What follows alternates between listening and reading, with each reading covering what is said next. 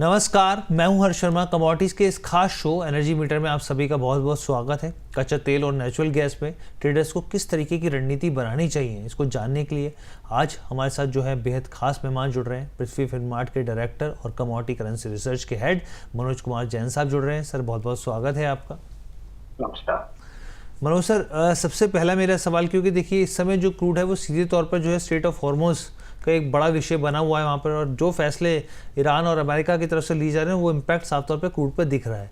तमाम खबरों के बीच में एक अपडेट ये निकल के आया है यहाँ पे कि ईरान जो है वो एक नए ऑफ़र उसने अमेरिका को दिया है। उस ऑफ़र में उन्होंने कहा है कि भाई हम स्ट्रेट ऑफ हॉर्मुज़ को जो है खोल देंगे, यहाँ पर हम इस प्रस्ताव को आगे बढ़ा रहे हैं। दूसरी चीज़ उन्होंने यहाँ पे क्या कहा कि हम यहाँ पर स्ट्रेट ऑफ हॉर्मुज़ खोलते हैं, आप वहाँ पर जो नाकेबंदी आपने लगा रखी है उसको आप हटा दीजिए यहाँ पर, और उसके बाद फिर जब ये दोनों चीज़ें हो जाएं तो उसके बाद फिर हम जो परमाणु हथियार है उसके ऊपर चर्चा करेंगे, क्योंकि वो अमेरिका का सबसे बड़ा मुद्दा रहा है यहाँ पर। तो ये जो बात है एस्केलेशन जिस लिहाज से हो रहा था, तो वो ये बात निकल कर आई है यहाँ पे। अभी तक दोनों देशों के बीच में देखिए स्थिति यहाँ पर जो है वो स्ट्रेट ऑफ हॉर्मुज़ बंद है। इसका इम्पैक्ट हम लोग देख रहे हैं, 106-160 डॉलर प्रति बैरल के आसपास ब्रेंट क्रूड जो है वो घूमता हुआ दिख रहा है। WTI में भी यहाँ पर हम लोग देख रहे हैं तेज़ी है। अभी तक सेकंड दौर की जो बातचीत है उसका कोई निष्कर्ष नहीं निकला। सर, आप इस पूरे घटनाक्रम को किस तरीके से रीड कर रहे हैं? देखिए, यहाँ बिल्कुल कॉन्फ्लिक्ट तो बना ही हुआ है और हम देख रहे हैं कि यहाँ पे जो दूसरे दौर की चर्चा शुरू होनी थी वो हुई नहीं है।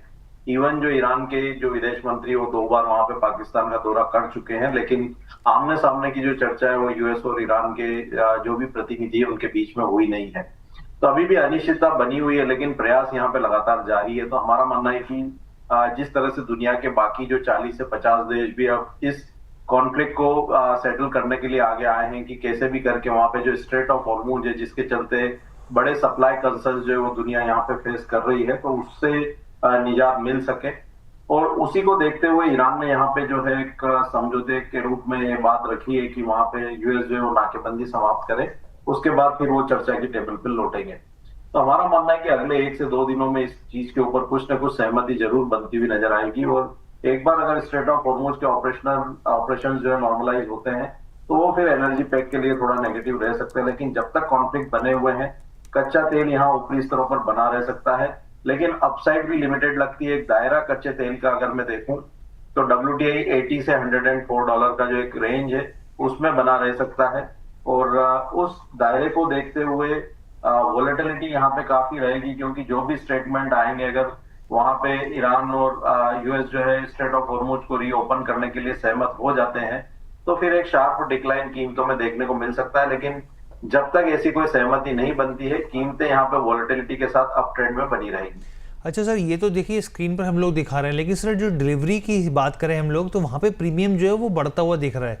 हमने अभी हाल ही में देखा था कि वो ज़्यादा 140 तक गया था, फिर 120 के आसपास आया, काफ़ी उतार चढ़ाव देखने को मिला। सर, ये किस तरीके से प्रभावित करेगा सर, ये हमारे दर्शकों को समझाइए।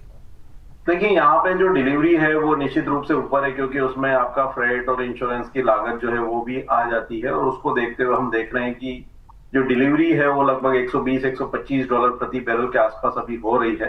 तो साफ तौर पर यहाँ पे जो एनर्जी की ऊंची कीमतें हैं वो महंगाई को प्रभावित कर रही है। और जो दुनिया भर के देश है वो इसी चिंता में है कि कैसे भी करके जो कच्चे तेल की कीमतें हैं वो एक रीजनेबल लेवल पे लौटती हुई नजर आए। तो निश्चित रूप से यहाँ पे हायर एनर्जी प्राइसेस पूरी दुनिया के लिए एक चिंता का विषय बने हुए हैं, क्योंकि वो महंगाई को लगातार बढ़ा रहे हैं। जी, अच्छा सर, ट्रेडिंग कॉल क्या रहेगी आपकी क्रूड को लेकर? क्रूड ऑयल में हमारा मानना है कि यहाँ पे वॉलेटिलिटी को देखते हुए 9000 का जो मई मंथ का कॉल ऑप्शन है वहां पे रणनीति बनाना चाहिए बाइंग की। 650 का स्तर मिले तो बाय करें, 480 का स्टॉप लॉस, लक्ष्य 950 का रहे। ठीक है, तो सर की तरफ से यहाँ पर देखिए क्रूड के ऊपर राय आ गई, खरीदारी की सलाह, लेवल्स आपके सामने, क्या स्टॉप लॉस लगाना है, क्या टारगेट रखना है, इस चीज़ को ज़रूर ध्यान रखिए, इसको आपको नहीं भूलना है। अब सर नेचुरल गैस के ऊपर मैं आपका नज़रिया समझना चाहता हूँ, इस लिहाज से समझना चाहता हूँ क्योंकि सर बहुत सारे ऐसे प्लांट्स हैं जिनके लिए कहा जा रहा है कि भाई एक लंबा इंतज़ार करना पड़ेगा। यहाँ पर जो तमाम प्लांट्स इसकी आप ये समझिए कि वापस जो है अपनी पुरानी स्थिति में आते हुए दिखेंगे यहाँ पर। अब ऐसे में सप्लाई कंसर्न तो बना हुआ है सर, ये किस तरीके से कीमतों को प्रभावित करेगा? देखिए, यहाँ पे अगर हम बात करें तो पूरी ये जो कमोडिटी है सीजनलिटी ड्रिवन कमोडिटी है, और अभी हम देख रहे हैं कि वार्मर वेदर के चलते जो डिमांड है नेचुरल गैस की वो काफी कम है, और उसी लिहाज से हम देख रहे हैं कि कीमतें दबाव में बनी हुई है।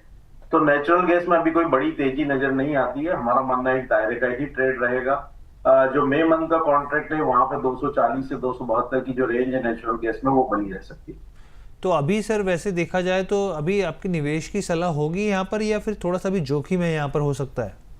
मेरा मानना है कि कमोडिटी को अवॉइड करना चाहिए, क्योंकि यहाँ पे वेदर फैक्टर काफी इंपॉर्टेंट है और वेदर को देखते हुए भी डिमांड है नहीं।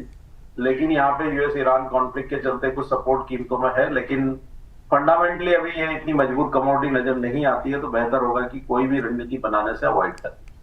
तो सर क्योंकि लगातार जो सर्दी गर्मी हो इसका असर बहुत ज़्यादा यहाँ पर देखने को मिलता है, जियो पॉलिटिकल तो है ही है और डाटा ड्रिवन भी स्थितियाँ हैं देख रहे हैं, तो क्या अभी फिलहाल के लिए आपको अगर देखा जाए तो सर शॉर्ट टर्म के लिहाज से एक कंसोलिडेशन का फेज दिखेगा या दबाव और बढ़ता हुआ दिखेगा सर?